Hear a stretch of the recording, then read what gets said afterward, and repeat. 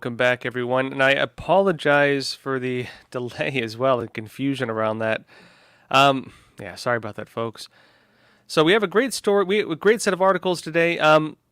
Unfortunately, Patrick Byrne could not make it. We had to reschedule, so we will be getting him on in the future. I really, really apologize for that. It's one of the challenges of having a live show, frankly. But there's some interesting updates today I want to go into, one of which is the border wall. Biden says he's going to finish it, but this is actually misleading. And I want to tell you all what's really happening with the border wall because I think a lot of people saw the headline and were frankly misled by it. I'm going to tell you what's actually happening because they're not stopping it. And they have some other programs in place for illegal immigration that they're actually, it's very deceptive. I want to explain to you exactly what's going on with that. Also, a lot's going on with the elections. There's a big shakeup right now, both in Pennsylvania and in Arizona. In Pennsylvania now, they've basically made it so they can continue doing the mail-in ballots. But Arizona is going the other way, and I want to tell you what's going on with that. The Chinese Communist Party, meanwhile, is talking about going to war, and they're actually putting stuff in place where it looks like they might do it. This, of course, is around Pelosi's visit to Taiwan, which was partly in response to the CCP's already kind of moving along planned incursions into Taiwanese space. And so I'm going to be talking about all these stories. Also, some updates about George Soros. He actually wrote an op-ed in the Wall Street Journal explaining why he's bankrolling all these prosecutors, which is also why you have lawlessness in a lot of American cities. That is George Soros is doing. He has an op-ed about it. I'll be going over that as well. Interesting episode today, folks. That said as well, if you're on YouTube, if you're on Rumble, we will be jumping over to Epic TV after about 20-25 minutes. And as always, again, we have a free subscription for you, or free trial for you. It's in the description below this video. So grab that, come join us. That said, let's get started on the first story. I want to talk first of all what's going on with Biden. Now, I'll get into the border wall in a minute, but first of all, he has a new program out where they're allegedly giving social security numbers to illegal aliens. And this is pretty significant, and I'll explain in a bit. But let me start by showing you this video where Lara Logan is talking about what he's allegedly doing. Let me show you this. Questions, because it was quite satisfying having all the answers. However, they said they could not make a decision at this time, and they would let me know. That's true. But they asked me two very interesting questions when I went there. They asked me if I'd be willing to take up arms to defend the Constitution of the United States of America. Isn't that interesting? They seem to have forgotten that part, right? And then, among the many interesting parts of this is you look around you and, what you have to remember is that they don't actually believe in citizenship. And now, when people come across the border illegally, I have this confirmed from Border Patrol agents who are actually physically doing this, they get given a social security number. They get assigned a social security number when they cross. I'm not sure how many of you are aware of that. And if you really want to know when the cheating starts, it's long before you get to the polls, right? I mean, think about it. It starts with the census. It starts with counting illegal immigrants in the census. How do you determine how many members of Congress you get? Population size, right? So how does, California has all these delegates at the Electoral College. And you don't just get more money from the federal government for your increased population. You don't just get more congressional candidates representing you. But what else do you get? You get an opportunity to pad the voter rolls with people who are being completely and utterly exploited. And there's one thing that I've learned as I've been investigating this. So what she's pointing to is some of the changes that were made to the illegal alien system when Biden became president. And this is some stuff that I think hasn't really been fully talked about. We know that they're flooding the border. We know that there have been around 200,000 illegal crossings a month, which is unheard of. And that's just what they can count because we know there's a lot more than that. I've discussed before how they're even paying people. They're giving them, basically, they don't call them debit cards, but they look like debit cards. They're like little cash cards they give them that have limited use. This is through the United Nations Organization of International Migration. the money from which comes from the money for which comes much of it through the U.S. State Department, meaning you're bankrolling it.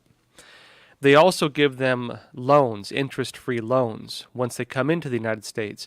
And the Biden administration, this organization works with NGOs, non-government organizations, which then, basically bust them throughout the country.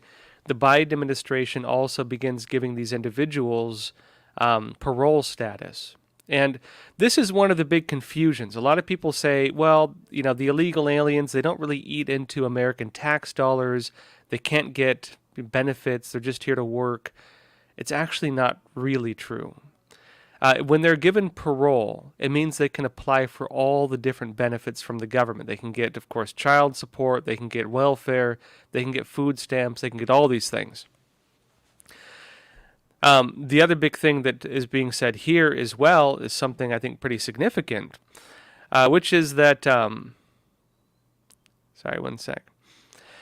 The other big thing that's been not being said as well is something pretty significant, which is that allegedly they're also giving them social security numbers. If you have a social security number, you're basically considered an American citizen.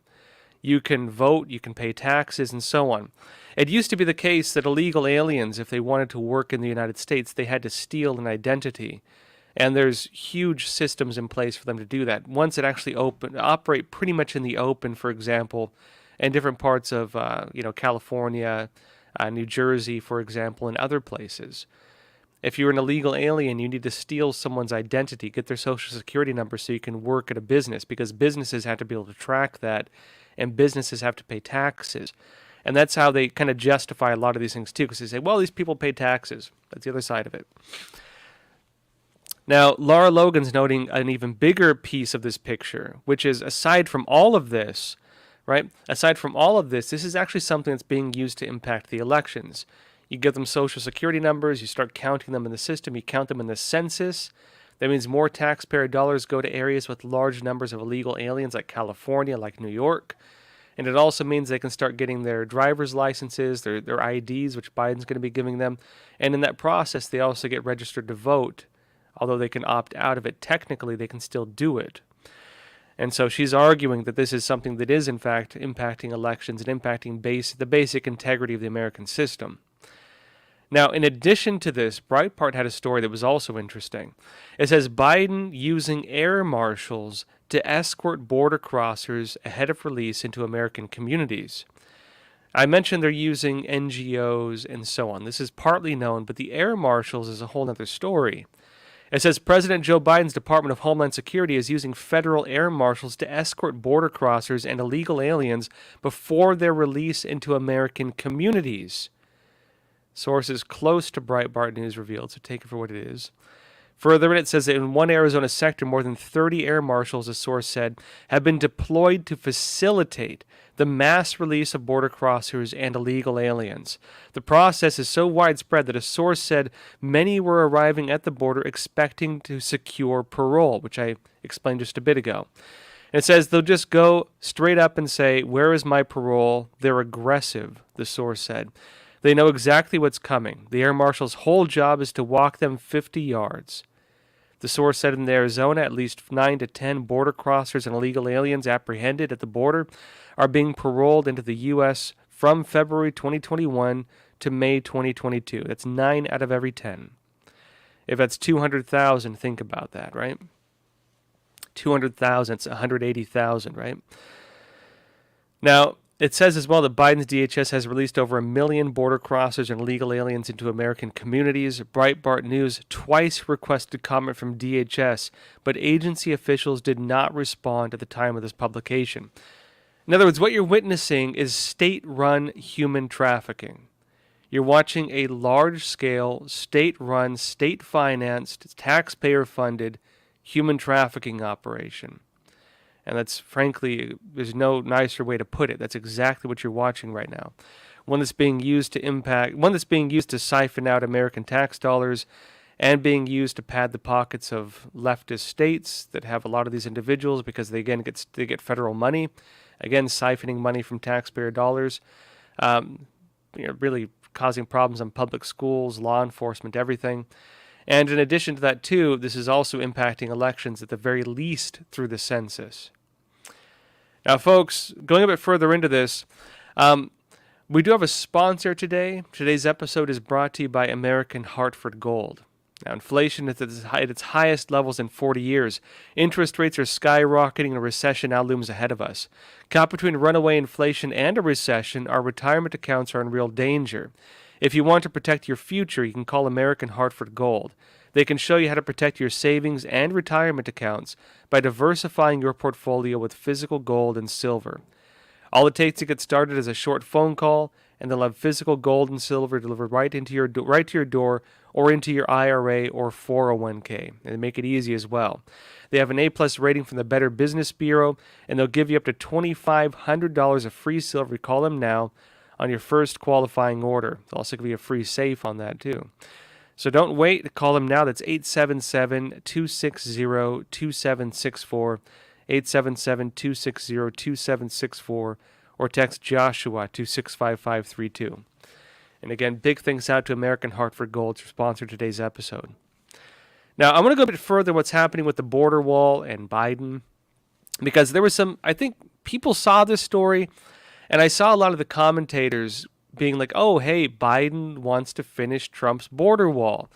And a lot of people were joking about it and saying, oh, well, basically what happened in a lot of states is they started busing the illegal aliens into Washington, D.C., and Muriel Bowser in Washington, D.C. wants to organize and mobilize the National Guard to deal with it because there's too many people for them to handle. It's like collapsing the welfare system, basically. It's messing up the state. It's not even a lot of them they're sending there, actually. Look at the numbers, but it's enough to cause damage, emphasizing the impact it's having on small communities across the U.S. Now, as this is happening, news came out that Biden wanted to finish the border wall. And I think a lot of people said, wow, they must realize now that, of course, illegal immigration is harming the United States. Great. It was actually a bit misleading. And I want to explain exactly what's happening with this. So Epoch Times reported that Biden admin to complete more of Trump's border wall project, closing 4 gaps.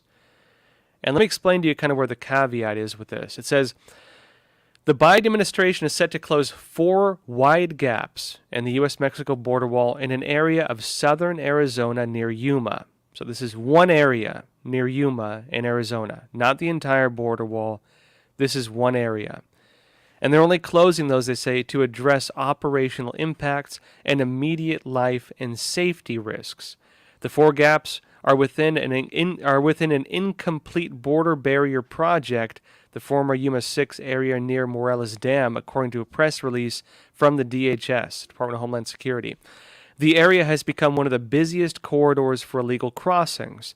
The border barrier project, which was operational under the Trump administration, was left incomplete after President Joe Biden in 2021 sent back $2.2 billion in border wall funds to the Department of Defense to be used for overseas defense construction projects.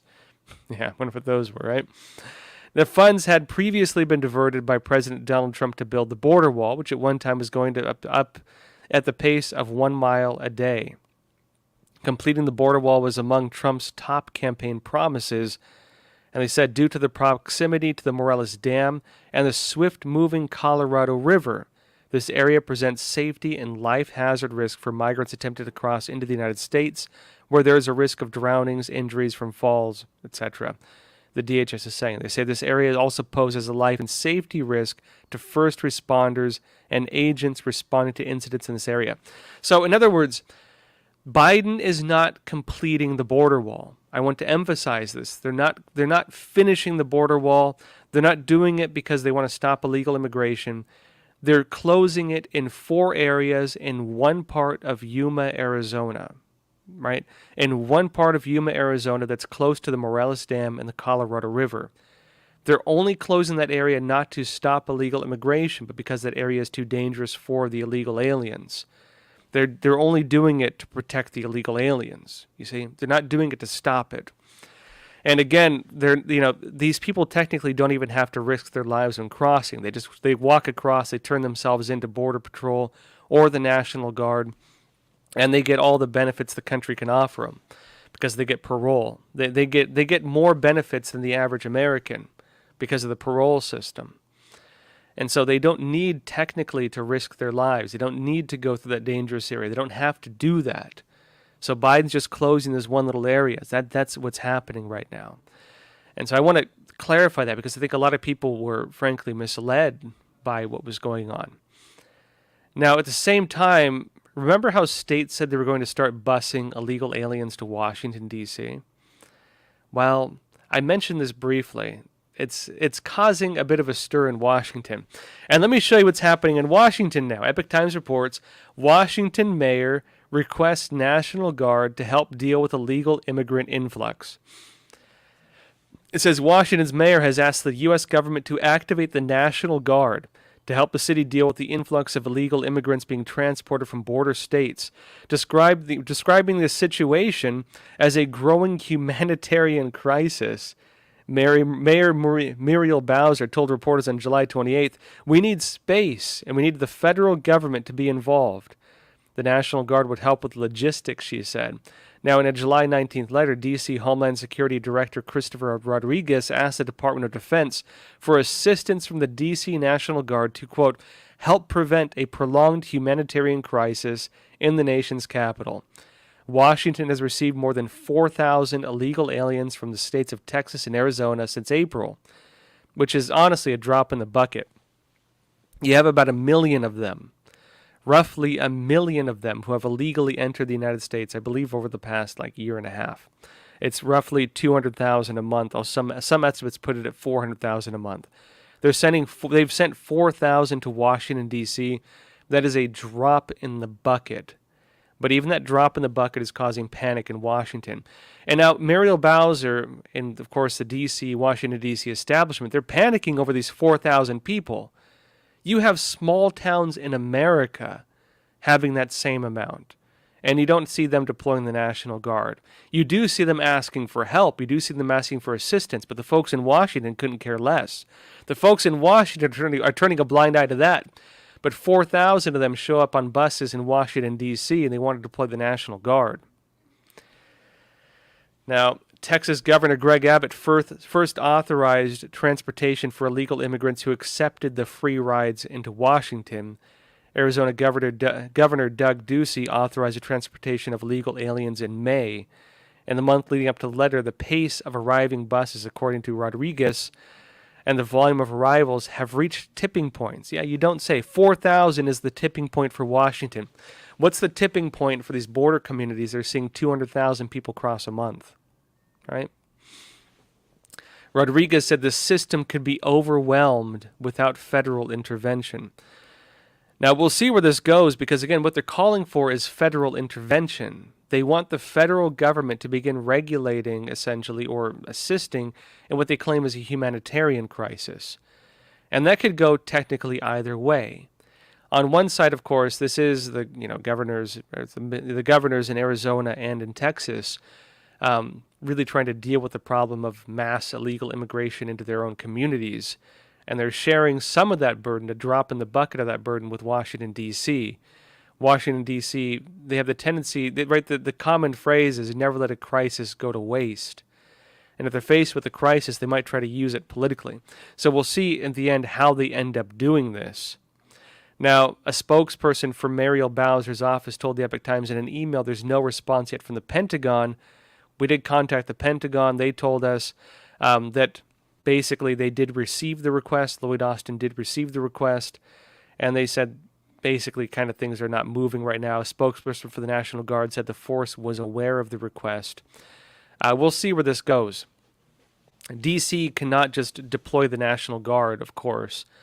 They would actually need the authorization from Biden himself. There needs to be two sides with this. Now, folks, I want to go into some election integrity issues right now, actually both in Arizona and in Pennsylvania. There have been some updates on this. Pennsylvania has basically institutionalized through the Supreme Court, local Supreme Court, the universal mail-in ballots, or essentially the mail-in ballots they had with all of this, right? Arizona had kind of the other side of this. Arizona now, they've had a landslide. They've had landslides of victories in the preliminary elections leading up to the main elections. Were very pro-MAGA, pro-Trump candidates who are very strong on election fraud, on going after election fraud, have basically been, teeing up to be taking over the state. What you have right now taking place in Arizona means that the state legislature very likely is going to take a very, very strong stance against election fraud because of the individuals that are coming in there. So you have two sides with this. Pennsylvania, it looks kind of like it's staying the same as the 2020 elections when things were frankly rigged. Arizona, it looks like it's teeing up to go the other way, which will be a massive, very likely move away from the problems we saw in 2020 with the elections frankly being rigged. All right, folks, I'll explain this in a bit. We're going to jump over to Epic TV. Also, I apologize. I know we had Patrick Burns scheduled for today. We had to reschedule with him. It's one of the problems, unfortunately, of having a live show, frankly, is sometimes there are just issues and things just don't work out. I apologize for that again. We are rescheduling with him, so I'll keep you updated. That said, folks, let's jump over to Epic TV. If you're on YouTube, Rumble, again, we have a free trial for you in the description below the video. Be sure to grab that. Also, don't miss tomorrow's episode. We have Aaron Babbitt coming on, the husband of Ashley Babbitt. And I'm going to show you a trailer right now of that interview coming out tomorrow. See, January 6th, of course, trailer. Ashley Babbitt was killed on January 6th by Officer Byrd. Those of you who don't remember. Let me show you this now, but then we'll jump over. Ashley just loved life. She loved herself. And she just woke up every day wanting to take on the world. And we were sitting on the beach in Cabo. She said President Trump's having a speech January 6th. And I really think I want to go, because it might be the last time I get to him talk. When the news that she was shot came out, what was your reaction? Watched it live. I was watching it happen. Turned my TV on, and the very first image I saw was Ashley laying on the ground with blood and blood coming out of her nose and mouth. That sucked. It sucked. And I had to keep it on. I had to keep it on because I'm trying to call. Nobody's calling me, telling me what's going on, and they just keep replaying it and replaying it and replaying it. I still tell people to this day I haven't actually gone through the grieving process. I'm dealing with all this outside noise, and I have just been so involved with this fight. I haven't even started the grieving process. Yeah, folks, so what we'll be showing tomorrow is the full interview with Aaron Babbitt. Those of you who watched our documentary, The Real Story, January 6th, we have clips of the interview with him. We want to publish the full interview because he really talks about who Ashley Babbitt was. And a lot of people wonder who she was. I know there's people thinking maybe the thing was fake. I've read all the different views on it. Aaron Babbitt gives some really deep insight into who Ashley was and some deep insights. And this is important as well because you may have actually even seen the Department of Homeland Security, FBI, they had some leaked documents come out where they were framing Ashley Babbitt as like a right-wing extremist, and they're using different types of symbols to try to claim why that is. This includes symbols like the Don't Tread on Me flag, really just classic American slogans, beliefs of Second Amendment. Even 2A, Second Amendment, is being framed as a right-wing extremist slogan, and they're using that now to try to frame Ashley Babbitt as having been a right-wing extremist. This is important because what they're doing is they're changing the criteria that would label someone as being extreme. And so they can come out on the surface because they altered the footnotes and claim Ashley Babbitt was an extremist. So I think it's important for people to see this episode, again, coming out tomorrow, where Aaron Babbitt's telling us who Ashley was, a bit of her story, and what happened on January 6th from his side of the whole thing. Again, folks, and what she was doing there also. That'll be tomorrow's episode. The interview, again, recorded the full interview with Aaron Babbitt that we had in the documentary The Real Story, January 6th, so don't miss it. And that said, folks, let's jump over to Epic TV, and I want to go into what's happening with the elections. All right, folks, thank you all for being here. Again, I apologize for what happened with the kind of